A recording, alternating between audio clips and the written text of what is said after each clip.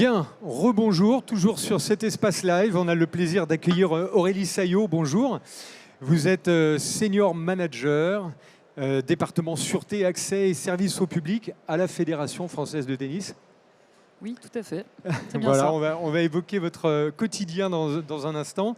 Thomas Desplanques, bonjour. Vous êtes directeur général de l'entreprise CESG, donc sûreté, sécurité. C'est ça. Bonjour Jacques, bonjour à tous.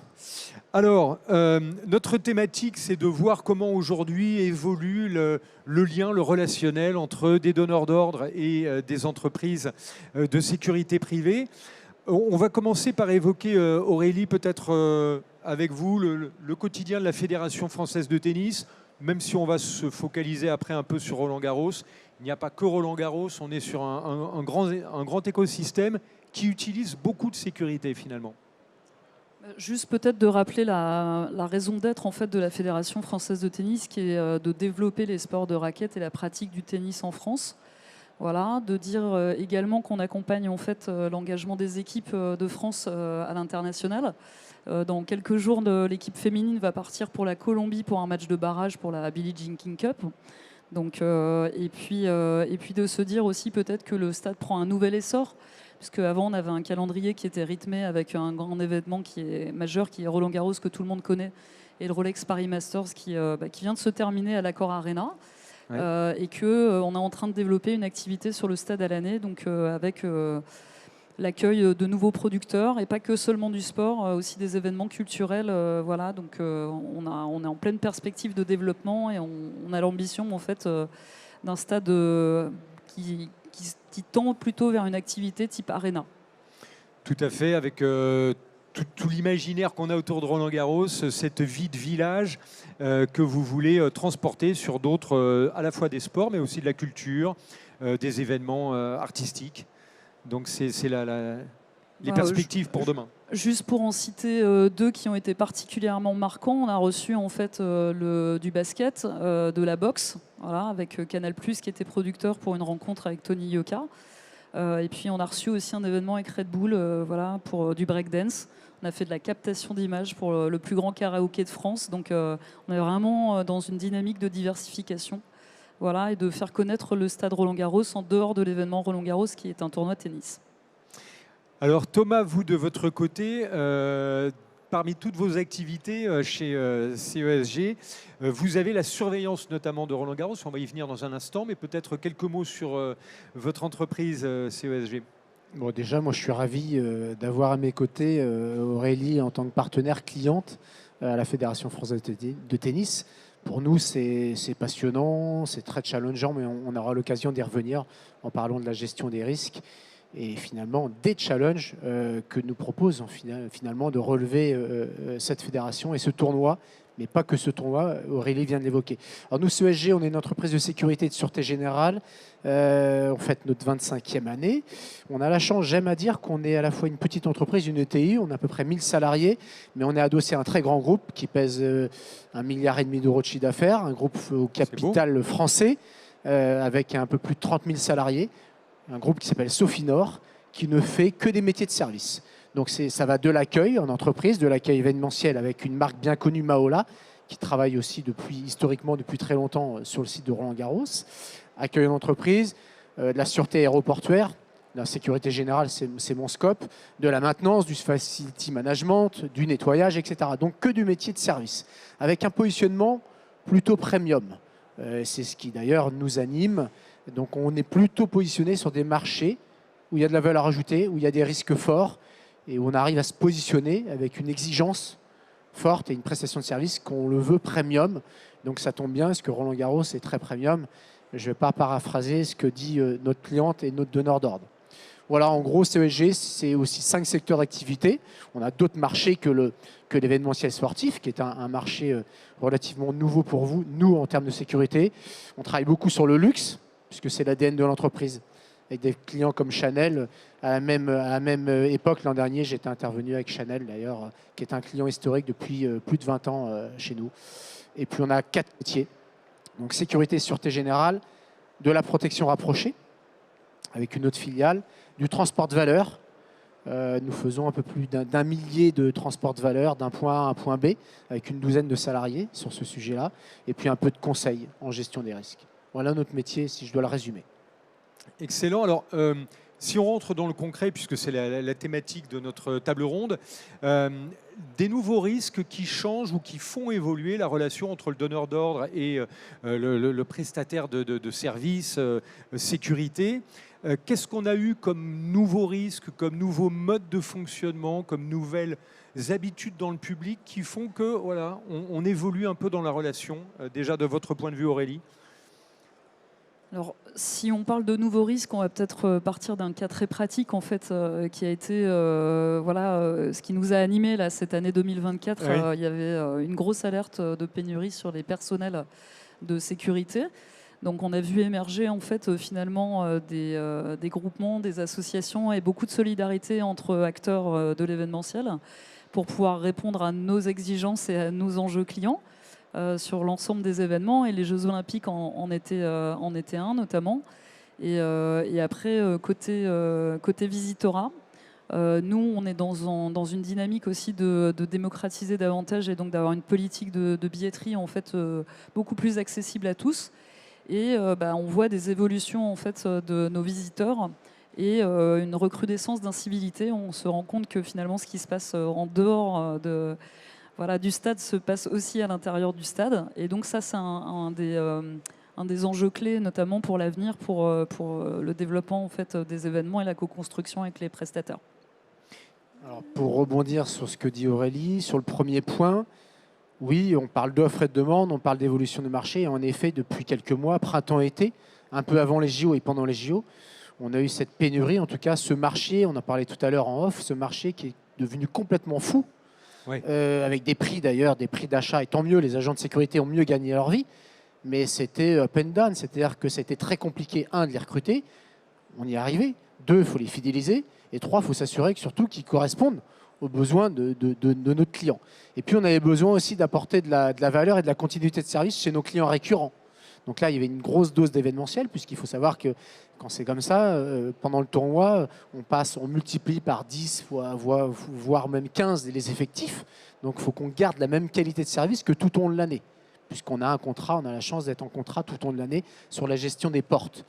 Donc il y a cette première problématique, mais qui a été accentuée cet été, mais qui reviendra prochainement, parce qu'on connaît les tensions sur les métiers de la sécurité. Donc aujourd'hui, il faut qu'on change nos façons de recruter. Probablement qu'on aille chercher d'autres profils, qu'on casse un peu nos méthodes, qu'on recrute d'une autre manière. Probablement qu'avec d'autres talents, d'autres méthodes de recrutement, c'est l'enjeu, puisque la semaine prochaine, d'ailleurs, moi j'ai embauché une nouvelle responsable de recrutement qui a un gros challenge, justement pour pouvoir aujourd'hui apporter les meilleurs éléments à nos clients. Alors, d'ailleurs, la branche nous a bien aidés, d'ailleurs, puisque avec le CQP PSGE, il y a eu quand même 7000 agents de sécurité qui sont venus se voir accréditer le nouvel agrément pour pouvoir faire de la sécurité événementielle pendant 5 ans, ce qui est plutôt bien. Maintenant, l'enjeu, il va être de transformer une grosse partie de ces 7000 agents qui ont fait de la sécurité événementielle. Donc, il y a un dispositif avec l'Île-de-France, avec le Pôle emploi, et nous, à notre petit niveau, nous, on a un enjeu de transformer, de garder les meilleurs et de les fidéliser. Ce qu'on essaye de faire, ce qu'on a commencé à faire, ça, c'est important par rapport à ces risques de pénurie. Et deuxième chose, vous parliez de nouveaux risques, en effet, les risques externes. Oui, les risques sont différents, diversifiés, ils sont à l'image de ce que disait Aurélie, à l'image de la société. En effet, le tennis ou Roland-Garros, je ne sais pas si on peut le dire, c'est démocratisé, mais en quelque sorte, oui. Avant, c'était extrêmement sélectif, et moi qui connais un peu le sujet, c'est-à-dire que c'était quasiment que les licenciés de tennis qui prenaient un billet. C'est ça, c'était un écosystème. Et un écosystème très fermé. Ouais. Attention, on reste pour bon nombre de passionnés, mais ça s'est un peu ouvert. Session de nuit qui n'existait pas il y a encore quelques années. Donc il y a une billetterie comme tous les autres grands chelems, jour et nuit. Donc la session de nuit, elle est un peu plus festive, etc. etc. Bon, il n'y a pas eu de débordement, ça se passe très bien, mais il faut quand même l'intégrer. Et Aurélie l'a dit, la Fédération française de tennis se diversifie et nous, on s'en réjouit pour que ce terrain de jeu devienne un terrain pluridisciplinaire. Donc ça veut dire qu'à nous aussi de nous adapter par rapport à ces nouvelles cibles. Quelqu'un qui vient à un combat de boxe n'est pas forcément le même visiteur que sur un match de tennis. Mon directeur des opérations l'a vu en live pendant les JO, parce qu'il y a aussi la boxe qui était d'ailleurs formidablement bien organisée, mais ce n'est pas la même cible. Voilà. Donc c'est des risques nouveaux et il faut qu'on s'adapte en permanence. Et il y a peut-être aussi un travail plus fin pour les agents de sécurité. On parlait de comportement. Aurélie, vous disiez, tiens, les comportements ont changé avec des incivilités. On n'est pas sur de la violence, on est sur de l'irritation, quelque chose qui donne une onde un peu négative dans le public. Et il faut gérer ça, le transformer. Il y a aussi un rôle aujourd'hui peut-être un peu plus fin pour les agents de sécurité, d'avoir ce rôle de facilitateur, de pacificateur. C'est ce que nous demande notre client. Hein. Je laisse Aurélie rebondir. Dans les prérogatives, Aurélie, il y a ça, il y a ce côté... Je pense que ce qui a fait la singularité en fait, du modèle Roland-Garros, pour ne citer que lui, puisque c'est quand même celui en fait, sur lequel les projecteurs sont pendant 3 semaines à la porte d'Auteuil, c'est vrai qu'on a finalement repensé en fait, notre manière de faire travailler les acteurs prestataires de sécurité privée et ceux d'accueil.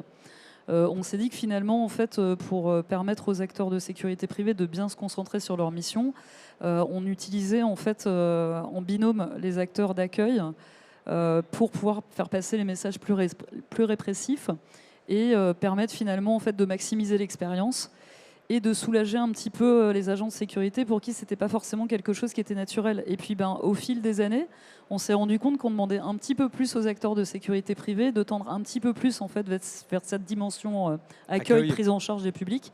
Et donc maintenant, en fait, dans la sensibilisation, dans le parcours de formation, c'est des choses qu'on demande et qu'on demandait historiquement aux acteurs d'accueil uniquement et qu'on est en train de demander en fait également aux acteurs de sûreté. Bien souvent, ce sont les vitrines de nos établissements.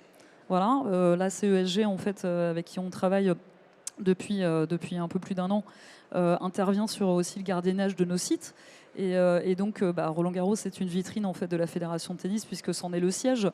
Et donc, c'est important aussi pour nous que les premiers contacts que sont les acteurs de sécurité privée en fait, soient à l'image également de l'établissement et des valeurs en fait, qu'est la Fédération française de tennis.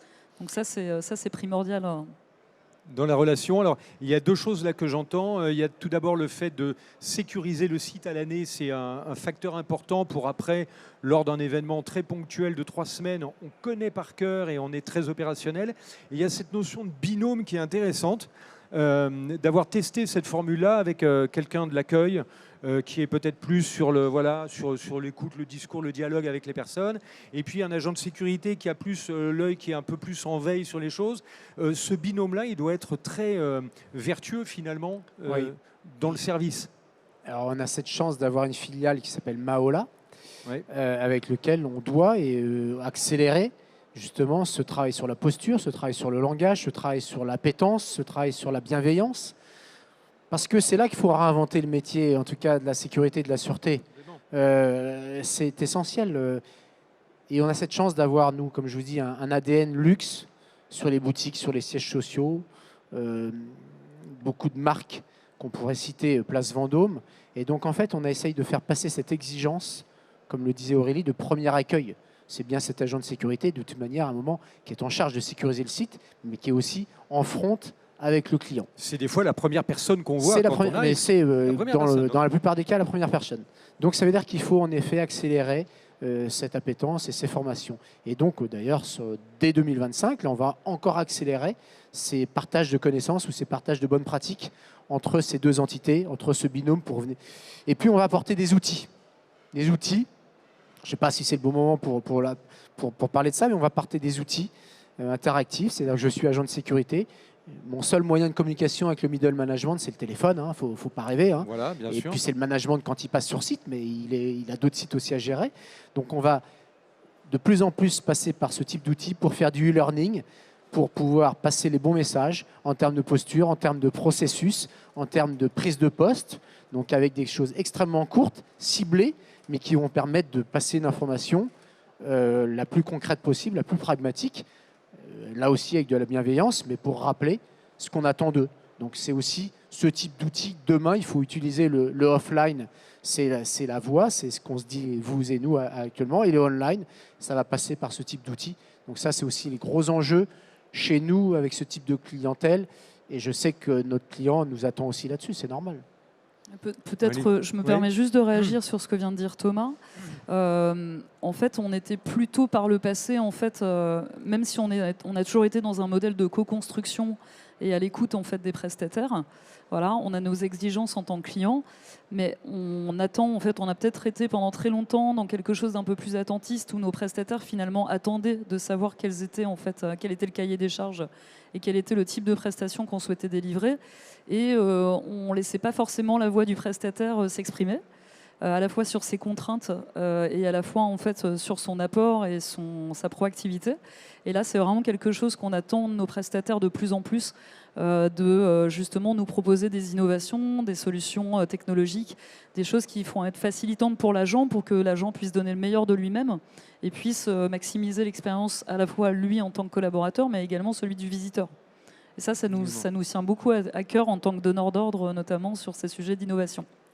Et notamment, on l'avait évoqué dans la préparation de cette interview, le fait de comprendre l'expérience visiteur, de la faire vivre aux collaborateurs de sécurité. C'est important, dans un premier temps, de dire, tiens, voilà l'expérience que le visiteur va vivre, tu vas l'accompagner dans cette expérience, et du coup, on lui fait comprendre les moments clés sur lesquels il faut avoir une attention particulière. Moi, je me suis attachée depuis quelques années à sensibiliser tous les encadrants, dirigeants des sociétés prestataires avec lesquels on travaille, que ce soit l'accueil et la sûreté. Et elle est sensibilisée à la fois pour les acteurs d'accueil sur la culture de la sécurité, et à la fois les acteurs de la sécurité sur la culture de l'accueil. Et de mettre tout ça en résonance pour les embarquer dans la vision de notre expérience client, et pour justement leur dire, voilà, c'est ça qu'on attend de vous et c'est ça qu'on attend de délivrer en tant qu'expérience client. C'est la promesse qu'on a faite à nos visiteurs. Donc à vous de pouvoir la tenir, parce que c'est vous finalement qui l'opérez et qui la déployez au jour le jour quand vous recevez nos visiteurs dans l'enceinte de Roland-Garros. Ça, c'est ce qu'on évoque là. Ce n'est pas forcément des nouveaux risques, mais c'est des nouvelles pratiques qui, tout d'un coup, nourrissent le lien avec le prestataire et l'entreprise telle que la vôtre, Thomas, parce qu'il y a une exigence qui fait évoluer le métier, d'ailleurs, de la sécurité. Carrément, en termes d'exigence. On avait l'habitude de voir quelqu'un d'un peu isolé comme ça, qui attend et qui surveille. Aujourd'hui, c'est plus ça du tout. Il est acteur de l'événement. On le rend acteur de l'événement avec les technologies. C'est même une opportunité, en fait. C'est même une chance de pouvoir être justement aux côtés de ce type de donneur d'ordre pour pouvoir faire évoluer nos outils, nos façons de travailler. Et puis Aurélie le disait, dans cette gestion du risque ou des nouveaux risques, l'une des clés de la réussite, c'est le management, le middle management ou le management. Il faut être extrêmement présent pour connaître les priorités, Souvent, je crois que vous parlez à la fédération de la griffe Roland-Garros. Cette culture, cette acculturation, il faut la connaître. Il faut être sensible à ces sujets-là. Alors, il n'y a pas que la griffe Roland-Garros, il y a d'autres métiers où il y a un vrai ADN, mais là, ça transpire. Donc, si on n'a pas compris ça, et donc pour comprendre ça, oui, il faut être sur le terrain, il faut qu'il y ait une relation de partenariat solide, il faut qu'il y ait un socle, il faut qu'il y ait un partage de valeurs très solide. Et à partir de là, déjà, on écoute, on se dit les choses, et puis on participe à la co-construction des nouveaux process, des nouveaux outils, et on répond à l'exigence du client et du marché. Et là, ça devient plus qu'intéressant. Carrément. On prend souvent l'exemple de Roland-Garros parce qu'il y a aussi cette résonance à l'international. Et finalement, en fait, je leur disais en fait, juste avant l'intervention à Thomas, on est finalement ambassadeur du tennis pour la France, mais pas que. On est aussi une vitrine pour Paris, on est une vitrine pour la France. Et donc, on se doit aussi d'offrir une belle expérience. Et ce qui fait la singularité de la culture et l'esprit de service à la française dans le cadre de nos événements. Et ça, c'est aussi quelque chose qui a un ADN commun en fait, avec la culture du service dans les milieux premium, dans les événements premium. Et ça, c'est quelque chose en fait, que le visiteur, français ou étranger, doit ressentir quand il vient à Roland-Garros. Il doit être accueilli en sécurité, avoir une expérience facilitante. Il vient voir du tennis, mais pas que du tennis, parce qu'il y a aussi toute une expérience autour en fait, du sport. voilà, qu'on développe de plus en plus, hein, les animations, la découverte des nouvelles pratiques des sports de raquettes, voilà, sans parler de tout l'aspect mercantile évidemment sur la partie merchandising, restauration qui est tout autre chose dans l'expérience. Mais nous, ça nous tient vraiment à cœur que les gens puissent vivre une belle expérience à la fois en tant que collaborateur. Et je vous avais évoqué dans les préparations la logique du care. C'est vraiment embarquer en fait, faire du onboarding et embarquer en fait le collaborateur pour qu'il puisse en fait être dans les meilleures conditions de travail, avoir les meilleurs outils et se sentir à l'aise dans la manière de délivrer le service et la manière de faire son travail et de faire vivre une expérience aux visiteurs. On en revient à l'expérience. Il nous reste un petit 5 minutes. Si vous avez des questions, à main levée comme ça, on peut évoquer. Alors, quand on parle des perspectives à venir, le fait d'ouvrir Roland-Garros à d'autres sports, vous avez la maturité sur tout ce qui est captation, bien sûr, vidéo, comme on l'a dit, la vie de village, vous maîtrisez parfaitement. Après, c'est vrai qu'il y a des publics différents, des contraintes différentes selon les sports. Donc pour vous, ça va être aussi quand même un changement de mindset, d'état d'esprit un peu, d'agencer l'espace différemment. C'est vraiment une refonte, on va dire, de l'activité et de la vie de Roland-Garros. En fait, la programmation, la modélisation des événements, elle va devoir se faire en fait finalement en ajustant l'exigence du producteur, parce qu'on n'est pas toujours producteur de l'événement qui se passe et qui se déroule sur le stade. Si je prends l'exemple de la box qu'on a reçue avec le producteur Canal+, avec cette rencontre, bah finalement, c'est ce qu'on disait, les visiteurs ne sont absolument pas les mêmes, les comportements ne sont pas les mêmes, et les expertises métiers ne sont pas les mêmes. C'est-à-dire qu'on est allé chercher des acteurs spécialistes en boxe pour pouvoir en fait tenir le parterre, parce que la protection des aires de jeu sur le tennis n'est pas du tout la même en fait, mécanique et la même typologie d'expertise en fait, que celle en fait, d'un public boxe. Donc ça a été vraiment aussi pour nous une manière de nous réinventer, de s'obliger à fonctionner avec des modèles opérationnels en fait, différents. Les Jeux Olympiques sont un très bon exemple aussi. On a dû vraiment sortir un petit peu de notre paradigme et de notre schéma empirique. Votre zone de confort, on va dire. Notre zone de confort, tout à fait. Voilà. Mais ça a été intellectuellement très enrichissant, mais aussi à titre personnel pour mes équipes. Voilà. Même si le modèle était exigeant, finalement, on s'est rendu compte que ça nous obligeait à voir les choses différemment, de travailler avec des nouveaux acteurs, de travailler autrement et de peut-être voilà, juste se réinventer. Voilà. Et c'est clairement l'essor que prend le stade Roland-Garros aujourd'hui en se diversifiant et en recevant d'autres événements et pas que des événements sportifs. Ça fait grandir, là, vous l'évoquiez tout à l'heure Thomas, c'est le fait d'avoir des clients soit dans le luxe, soit des clients premium. Ça vous impose voilà, de cranter un peu dans votre façon de fonctionner et dans votre sélection de collaborateurs. Mais c'est vrai qu'un événement comme les JO, ça vous a fait, j'imagine, franchir un cap un peu dans la maturité, dans la résilience, dans la gestion un peu du stress, des enjeux. Ça fait grandir ces événements. Volontaires, Oui, des bénévoles, carrément. qui a été un vrai challenge pour nous parce qu'on avait l'habitude de travailler avec des prestataires. Ouais. Et donc là, ça a été un vrai enjeu. Ça a été plutôt très, très positif. Voilà, Positif et réussi. Hein, on avait beaucoup d'inquiétudes et finalement, je pense qu'on avait un taux de présentéisme qui était bien plus important sur notre site qu'ailleurs. Okay. Donc ça prouvait en fait qu'il y avait une forme de fidélité, que les équipes qui les accompagnaient chez nous, les titulaires, faisaient bien les choses pour qu'ils puissent revenir chaque jour et avoir plaisir à revenir pour travailler à nos côtés. Nous, on a eu cette chance d'ailleurs d'être concernés aussi sur les JO, donc ça tombait bien puisqu'on on était sur 5 lots. La Concorde, les Invalides, Accor Arena Bercy, j'en oublie, et bien sûr Roland-Garros. En fait. Non, mais du coup, on était en front aussi, à la fois avec le COJO et la Fédé. Mais la Fédé, pardon, je fais un raccourci, la Fédération Française de Tennis a aussi d'ailleurs accompagné les bénévoles et les équipes qui coordonnaient aussi.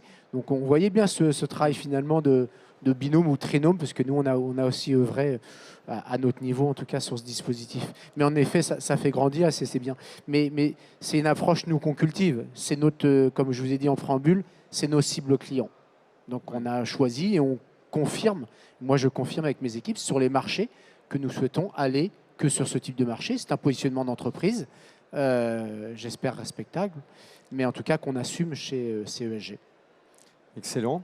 Je vois qu'on arrive au terme de cette table ronde. Question, ou alors on peut peut-être synthétiser, se dire un petit mot de conclusion, que finalement, ce n'est pas seulement des nouveaux risques qui transforment la relation, c'est une nouvelle approche peut-être du métier aussi de la sécurité, il faut le dire, et une nouvelle vision peut-être un peu plus globale de l'événement. De votre côté, Aurélie, non? Alors, en tant que donneur d'ordre, je pense que c'est beaucoup d'écoute active. Oui. Voilà, beaucoup de co-construction. Si je devais retenir un mot, c'est quand même celui-là. C'est que nous, on a vraiment envie d'opposer notre vision, notre exigence client avec celle du prestataire et avec les contraintes qu'il peut rencontrer, et d'essayer d'ajuster le curseur et l'expérience en fait au plus près de ce qu'on veut nous faire vivre et au plus près de ce que eux sont en capacité de délivrer. Voilà. Et ça, c'est très important, je pense, dans les modèles opérationnels événementiels. Voilà, où finalement on a des personnels assez volatiles. C'est très important en fait de s'écouter et de travailler ensemble main dans la main pour justement avoir cette plus-value sur l'expérience de nos visiteurs et de nos collaborateurs. Et puis, je ne vais pas paraphraser, j'ajouterais une petite anecdote. Dans les couloirs avant cette conférence, Aurélie me posait la question sur une approche de gestion de risque, on va dire, purement technologique. Eh ben, nous aussi, on est là pour essayer d'apporter nos solutions. Si on ne sait pas faire, eh ben, on va essayer d'apporter en tout cas le bon contact, le bon prestataire. Et puis après, voilà. Donc c'est ça aussi, c'est pas qu'une approche business ou que financière. Ça va beaucoup plus loin que ça. Donc, Tout voilà. à fait. C'était Il y a une petite vision anecdote, un peu globale de la sécurité que vous avez chez vous. exactement. Voilà. Ce qui donne de l'intérêt aussi au métier et à la relation commerciale ou partenariale. On parle plus de collaboration maintenant, hein. Vraiment, on travaille Oui. vraiment main dans la main. Excellent. Et ben voilà, c'est des très beaux mots pour conclure cette table Merci, ronde. Jacques. Merci à vous. Merci à tous les deux, on peut vous applaudir. Merci à tous. Merci. Et puis, bonne chance aux athlètes alors françaises pour le challenge en Colombie. Et puis, très bon après-midi à toutes et à tous.